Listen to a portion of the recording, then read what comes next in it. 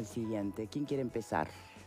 Bueno, es un mecanismo, como lo decíamos en el bloque anterior, es un mecanismo constitucional, es un mecanismo legal. Creo que en realidad lo que se busca, lógicamente, es generar un hecho político y no tanto ver la consecuencia del contrato en sí.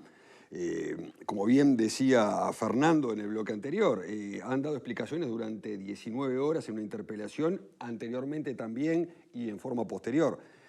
Parecería ser como que hay un diálogo de sordos. Unos tienen una posición, otros otra, y como unos no están de acuerdo con tal posición, entonces ahora vamos a proponer la censura del ministro, que ya no es ministro justamente de esa cartera, sino que es ministro de otra cartera, pero igual se propone la censura, y eventualmente si la justicia con una denuncia penal determina de todas formas que el contrato es ajustado a derecho y demás, también va a ser un riesgo para el país. Entonces tenemos dos posiciones ahí que son lógicamente respetables ambas posiciones, pero entiendo que es un hecho político que está bien, es oposición, tiene que mantenerlo, pero no creo que tenga ningún resultado positivo o ningún fruto de lo que está buscando.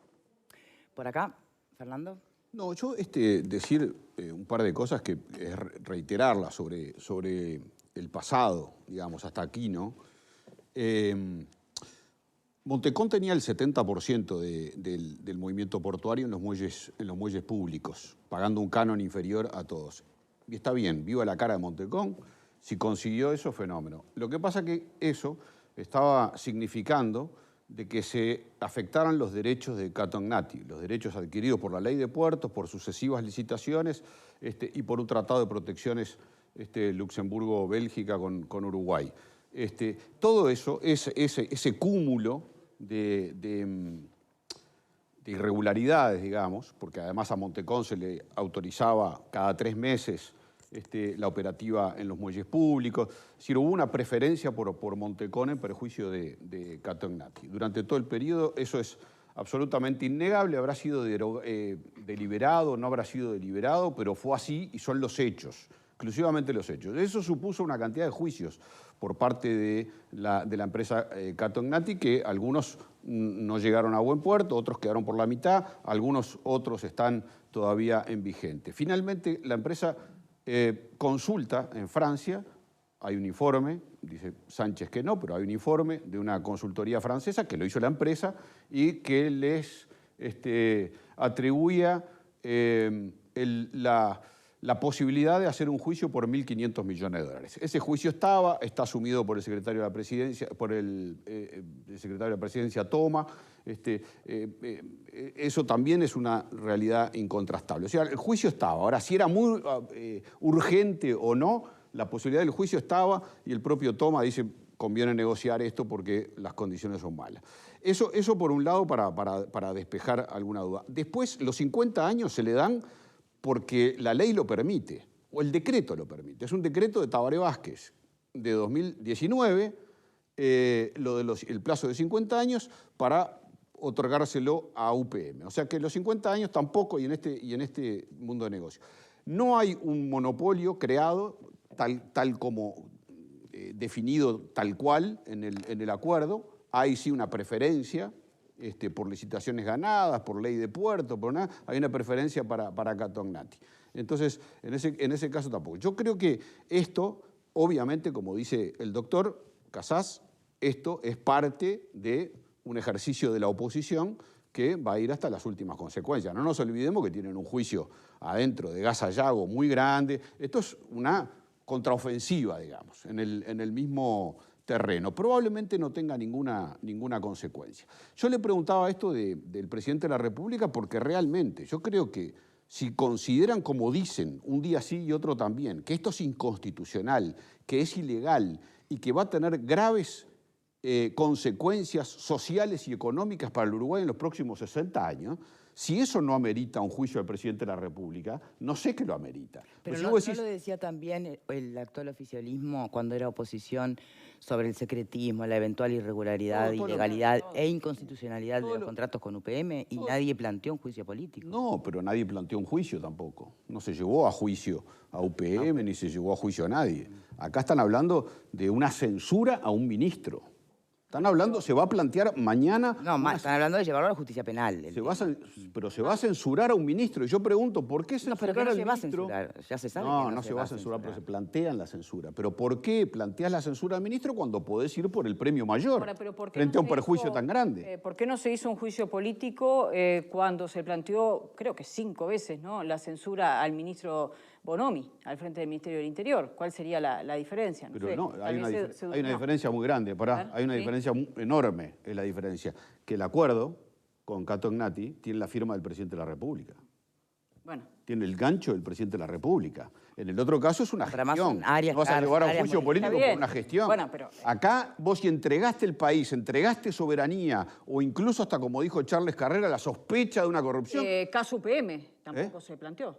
No se Tenía planteó. la firma de Vázquez. Pero no se planteó, no se llevó a la denuncia penal tampoco. Se asumió como un contrato celebrado por el país. Son diferencias muy grandes. Celebrado por el país. Son diferencias muy grandes. El actual presidente de la República presentó reparos a ese contrato y también se habló de secretismo. Sí, pero lo también llevó a la justicia. ¿Lo llevó a la justicia? Por eso.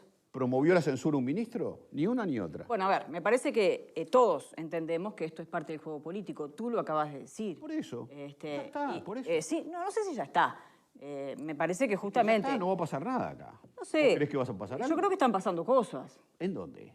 Acá, en Uruguay. Estamos hablando de ¿Con esto. respecto a esto? Estamos hablando de esto. ¿Con respecto a la terminal de puertos? Y políticamente estamos hablando de una interpelación que fue, de las que hizo el Frente Amplio, la única que tuvo asidero. Bien. Porque el resto fue bastante, bueno, con argumentos flojos y a destiempo, ¿no? Entonces, por un lado vos tuviste interpelación sanitaria y económica cuando en realidad la situación sanitaria ya estaba bastante descomprimida. La otra interpelación fue la de Alfi, un tema que sin duda plantea reparos éticos, pero no fue un argumento fuerte de interpelación. Este es el primer tema que luce bastante débil desde el punto de vista del gobierno, porque el propio ministro de Transporte te dijo en la interpelación que se equivocaron cuando ni siquiera abrieron esa negociación o ese contrato a los socios de la coalición. Entonces, más allá de los elementos jurídicos, que también creo que van a ser discutibles, porque hay varias escuelas, y ahí el doctor me ayudará, ¿no? Si es monopolio, si no es monopolio, si es un servicio, si es una obra, hay distintas bibliotecas al respecto. Más allá de eso, desde el punto de vista político,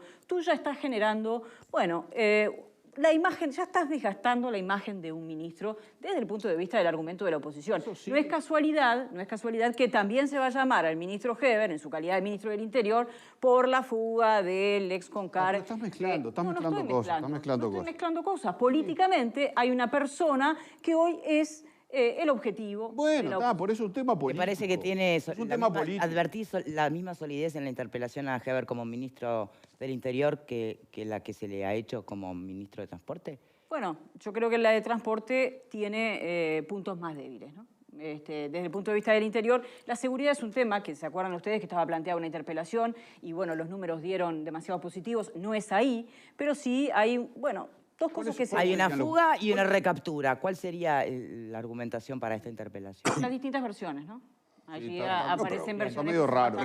Pero ¿cuál serían por eso las te digo, dudas? me parece... ¿Cuáles serían las dudas en este caso como presentar una denuncia penal? Yo te pregunto a ti. ¿Por qué una denuncia penal? Porque Alejandro Sánchez habló de todo, pero no habló de qué ley se violó y cuándo se violó la ley. ¿En qué situación se violó? Se viola la ley. ¿Dónde? Bueno, cuando se habla de... Por eso te digo que ahí, desde el punto de vista jurídico, yo creo que las bibliotecas son bastante más enfrentadas, ¿no? Pero una cosa es un monopolio y una cosa... Sí. ¿A Sánchez o a algún lado dónde viola la ley? ¿Qué ley viola? Desde el punto de vista del monopolio, que no se podría conceder un monopolio del puerto de Montevideo, mientras que otros dicen no es un monopolio, es una prioridad. Vos mismo acabas de dar... La ley se violó durante... Obviamente le dan la prioridad. Obviamente, pero si da la prioridad, no está consagrado un monopolio por ley. No dice se le otorga el monopolio. Mientras yo tenga capacidad, opero yo, después que opere otro. Es bastante discutible. ¿Vos sabés que el tren de jurídicamente no lo sé. El tren de $1.000 millones que lo va a pagar Uruguay es igual? La prioridad es UPM y cuando no lo usa UPM lo puede usar otro. Claro, mirá vos, ahí no perdemos soberanía en el puerto. Bueno, es que creo que te perdiste algunos programas. Acá hemos discutido muchas veces ese tema. Pero está asumido que así lo firmó el presidente de la República, Tabaré Ramón Vázquez Rosa, y se asumió, y el gobierno actual respeta, porque es lo que firmó el país. Eso es cuidar la institucionalidad, no lo que dice Alejandro Sánchez. Cuidar la institucionalidad, no le pedimos explicaciones al presidente porque no, hay que cuidar. Si el presidente tiene responsabilidad, hay que pedirle explicaciones al presidente. Cuidar la economía. Lo que pasa es que lo que tenés está un poquito... O cuidar la economía, Fernando, porque cuidar la institucionalidad o cuidar la economía, ¿no? Cualquier gobierno que ganara y tuviera pendiente la obra de UPM, quiero ver cuánto Bueno, entonces seguí tirando cañitas y fuegos artificiales y ya está. Entonces que no joroben más. Tal vez pero que no joroben más, pero que no hagan un aspaviento porque esto se le acabó, se termina el Uruguay. Fernando, plantear un juicio político a un presidente que con una aciertos y errores ha colocado al Uruguay hoy en el mundo con esta mirada tan positiva, no suena coherente. Pero yo te pregunto esto, un presidente que va a hipotecar la soberanía nacional con gravísimas consecuencias sociales y económicas por 60 años, ¿no vale la pena? Si eso no amerita un juicio político, ¿qué ameritaría? Va a hipotecar la soberanía uruguaya con gravísimas consecuencias económicas y sociales. El presidente que puso la firma. No, vamos contra el ministro, ya ni siquiera es ministro. La diferencia es una bobada es una bobada. Está bien, pero es para la tribuna. Estamos confundiendo las cosas, porque vos un juicio político vos lo podés plantear si se presume que el presidente de la República cometió un delito. Y acá no estamos hablando de que se cometió un delito. Acá la discusión es entre el oficialismo y la oposición si es beneficioso o no el contrato con esta empresa y más nada. De la misma forma yo hoy al senador decir que van más allá de eventual corrupción. Pero lo dijo el senador. Pero además escuchamos una cosa. Pero acá no se discute de corrupción. Eso fue darse. Pero no cumplir la ley. No cumplir la ley es un delito, doctor abogado. Pero acá nadie está... A ver... Acá no está en discusión si se está cumpliendo o no la ley. Inconstitucional, ilegal. Es lo que está... Sí, Pablo. Acá no. Acá lo que está en discusión, el fondo de la discusión es si el contrato es o no beneficioso para el Uruguay. Todo lo demás es cuento, es circo. Bueno, pero todo lo demás es circo. Pero entonces no hay circo. Pero entonces no hay ningún mérito para ir a presentar una denuncia penal. No hay mérito para nada. Listo. Para nada. Yo puedo plantear la inconstitucionalidad, voy y la planteo ante la Suprema Corte de Justicia y vemos si me la da. Puedo plantear la nulidad del contrato, capaz que lo planteo ante la justicia civil y a ver si me lo da. Pero plantear una denuncia penal, porque me parece que hubo corrupción porque firmé, eso no existe, es circo. Alejandro, no dijo lo de la cosa nada más, que no hay mucho más para decir. En todo caso, estamos hablando de la posible censura, ¿no? Que es lo que va a motivar el concreto ahora el partido de oposición. Eso, claro. Entonces, haciendo hincapié en eso, naturalmente todos sabemos que no va a ocurrir semejante hecho, del mismo modo que supimos durante 15 años, el Frente Amplio tenía mayorías, que las decenas y decenas de interpelaciones que llevaron a cabo nunca iban a tener votos suficientes, ¿verdad? Sin embargo, las cosas se hacen porque esa es la institucionalidad. Creo que me parece que hay una idea un poco equivocada desde mi perspectiva, es que solo tienen sentido las cosas de la perspectiva institucional parlamentaria si de alguna manera se logran o no se logran determinadas cantidades de votos. Bueno, esta última fue bien revelador en ese aspecto, ¿no? El propio volumen de insumos informativos y conceptuales que en una interpelación sí se llevan a cabo y no necesariamente en otro ámbito, hacen una herramienta que en sí misma puede ser útil. Y además porque, recordemos, estamos en una república y por lo tanto hay 3 poderes separados y un poder tiene derecho a convocar a un ministro si lo entiende adecuado. Esto, naturalmente, que es un ejercicio político, chocolate por la noticia. Pero ¿por qué ocurre este ejercicio político ahora? Porque el Frente Amplio, luego de haber hecho ese llamado a sala del ministro, descubrió en el transcurso de la misma que había algunos asuntos que, de acuerdo como pensaba inicialmente, con clara opacidad, está bastante claro, incluso dicho por el propio secretario de Estado, asumiendo disculpas ante sus propios socios, que no pudieron compartir con ellos por las acciones del gobierno, no pudieron compartir con los que supuestamente también están gobernando algunos detalles, ¿no es cierto? Lo interesante es que me parece que a mí el Frente Amplio lo que hace es aprovecho. Veo que hay un punto débil y por lo tanto machaconeo en él. Ese es un gesto político que en todo caso no debería asombrar y tampoco enojar. Estamos todos de acuerdo entonces, son fuegos artificiales, vamos arriba. Y la política otro tema. Se llama democracia. Otro tema. Se llama juego político. No, pero cuando democracia es otra cosa. Lo que está instalado realmente más allá del juego político es la conveniencia o no de ese contrato realmente. Eso es lo que debería Es que es eso lo que se está discutiendo. Bueno, El contrato, tal cual fue firmado inicialmente, obviamente demuestra que tan conveniente no es, ya que los propios... Yo no soy técnica, ¿Pero qué sabes vos? Ya que tan conveniente no es. Ya que los propios... Bueno, primero porque... Acá, mirá, pero pará, ¿me estás el haciendo una pregunta? El Frente Amplio se opuso a la ley de puertos del 92. Pero déjalo terminar, pará. El Frente Amplio se opuso a todo. Hacés la pregunta. A todo lo que hay para... Pero no te la hice a ti la pregunta. No, dijiste, ¿qué sabés? Me dijiste. No, ¿qué sabés? ¿Cómo no? Hay 200.000 testigos que dijiste. Vos dale. Acá hay problemas, ¿eh? Redondeando. Redondeando me pide Marguerita. Es casi un chiste. Lo que quiero decir es que es obvio que el contrato tiene luce algunos problemas desde la perspectiva institucional. 1, porque es medio siglo, ¿no? 2, porque fue hecho entre muy pocas personas. 3, porque los socios del gobierno han exigido cambios al asunto. Y 4, porque la propia empresa que ya firmó dio públicamente, según ha trascendido, voluntad de sí, está bien, si yo quiero vender, ahora le puedo avisar al Estado, cosa que en el contrato no estaba. Me parece que cualquiera puede entender que desde la perspectiva política alguien ve una brecha y atacás por ahí como el agua que se mete en las brechas. Es así es ahora, pero chiquilines, así ocurrió durante 15 años anteriores, donde, repito, las decenas de interpelaciones nunca tenían mayoría.